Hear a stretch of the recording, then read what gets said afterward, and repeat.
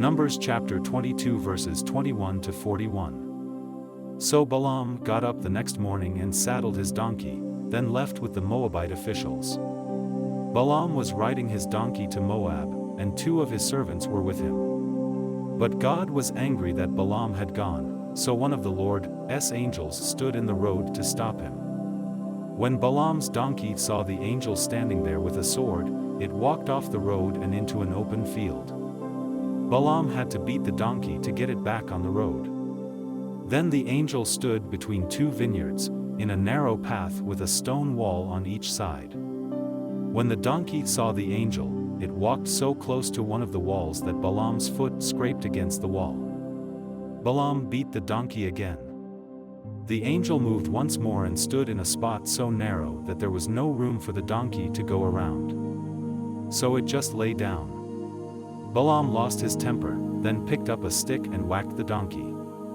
When that happened, the Lord told the donkey to speak, and it asked Balaam, "What have I done that made you beat me 3 times? You made me look stupid." Balaam answered, "If I had a sword, I'd kill you here and now. But you're my owner," answered the donkey, "and you've ridden me many times. Have I ever done anything like this before?" "No," Balaam admitted. Just then, the Lord let Balaam see the angel standing in the road, holding a sword, and Balaam bowed down. The angel said, "You had no right to treat your donkey like that. I was the one who blocked your way, because I don't think you should go to Moab. If your donkey had not seen me and stopped those 3 times, would have killed you and let the donkey live." Balaam replied, "I was wrong. I didn't know you were trying to stop me. If you don't think I should go, I'll return home at once." "It's all right for you to go," the Lord's angel answered. "But you must say only what I tell you." So Balaam went on with Balak's officials. When Balak heard that Balaam was coming, he went to meet him at the town of Ir on the Arnon River, which is the northern border of Moab. Balak asked, "Why didn't you come when I invited you the first time? Did you think I wasn't going to pay you?" "I'm here now," Balaam answered. "But I will say only what God tells me to say." They left and went to the town of Kiriath-Huzoth, where Balak sacrificed cattle and sheep and gave some of the meat to Balaam and the officials who were with him. The next morning, Balak took Balaam to the town of Bamithbal. From there, Balaam could see some of the Israelites. Numbers chapter 23. Balaam said to Balak, "Build 7 altars here, then bring 7 bulls and 7 rams." After Balak had done this, they sacrificed a bull and a ram on each altar. Then Balaam said, "Wait here beside your offerings, and I'll go somewhere to be alone. Maybe the Lord will appear to me. If he does, I will tell you everything he says." And he left. When God appeared to him, Balaam said, "I have built 7 altars and have sacrificed a bull and a ram on each one." The Lord gave Balaam a message, then sent him back to tell Balak. When Balaam returned, he found Balak and his officials standing beside the offerings. Balaam said, "King Balak of Moab brought me from the hills of Syria to curse Israel and announce its doom. But I can't go against God." He did not curse or condemn Israel. "From the mountain peaks, I look down and see Israel, the obedient people of God. They are living alone in peace. And though they are many, they don't bother the other nations. I hope to obey God for as long as I live and to die in such peace." Balak said, "What are you doing? I asked you to come and place a curse on my enemies. But you have blessed them instead." Balaam answered, "I can say only what the Lord tells me." Balak said to Balaam, "Let's go somewhere else. Maybe if you see a smaller part of the Israelites, you will be able to curse them for me." So he took Balaam to a field on top of Mount Pisgah where lookouts were stationed. Then he built 7 altars there and sacrificed a bull and a ram on each one. "Wait here beside your offerings," Balaam said. "The Lord will appear to me over there." The Lord appeared to Balaam and gave him another message, then he told him to go and tell Balak. Balaam went back and saw him and his officials standing beside the offerings. Balak asked, what did the Lord say?"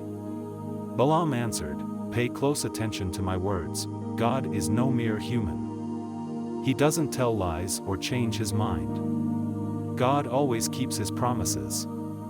My command from God was to bless these people, and there's nothing I can do to change what he has done. Israel's king is the Lord God. He lives there with them and intends them no harm. With the strength of a wild ox, God led Israel out of Egypt.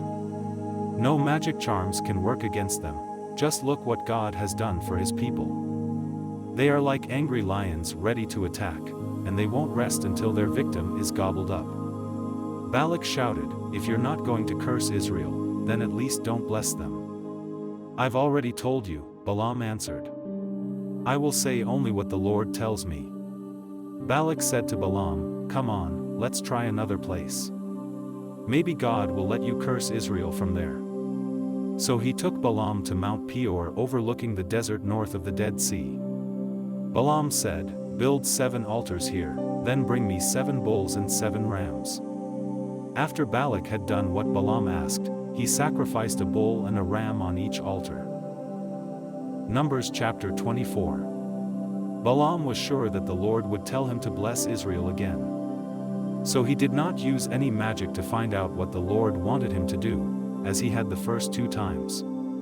Instead, he looked out toward the desert and saw the tribes of Israel camped below. Just then, God's Spirit took control of him, and Balaam said, "I am the son of Beor, and my words are true, so listen to my message. It comes from the Lord, the God all-powerful." I bowed down to him and saw a vision of Israel. "People of Israel, your camp is lovely. It's like a grove of palm trees or a garden beside a river. You are like tall aloe trees that the Lord has planted, or like cedars growing near water. You and your descendants will prosper like an orchard beside a stream. Your king will rule with power and be a greater king than Agag the Amalekite. With the strength of a wild ox, God led you out of Egypt. You will defeat your enemies, shooting them with arrows and crushing their bones. Like a lion you lie down, resting after an attack. Who would dare disturb you? Anyone who blesses you will be blessed, anyone who curses you will be cursed." When Balak heard this, he was so furious that he pounded his fist against his hand and said, "I called you here to place a curse on my enemies, and you've blessed them 3 times. Leave now and go home. I told you I would pay you well, but since the Lord didn't let you do what I asked, you won't be paid." Balaam answered, "I told your messengers that even if you offered me a palace full of silver or gold, I would still obey the Lord. And I explained that I would say only what he told me. So I'm going back home, but I'm leaving you with a warning about what the Israelites will someday do to your nation." Balaam said, "I am the son of Beor, and my words are true, so listen to my message. My knowledge comes from God Most High, the Lord All-Powerful." I bowed down to him and saw a vision of Israel. What I saw in my vision hasn't happened yet. But someday, a king of Israel will appear like a star. He will wipe out you Moabites and destroy those tribes who live in the desert. Israel will conquer Edom and capture the land of that enemy nation. The king of Israel will rule and destroy the survivors of every town there.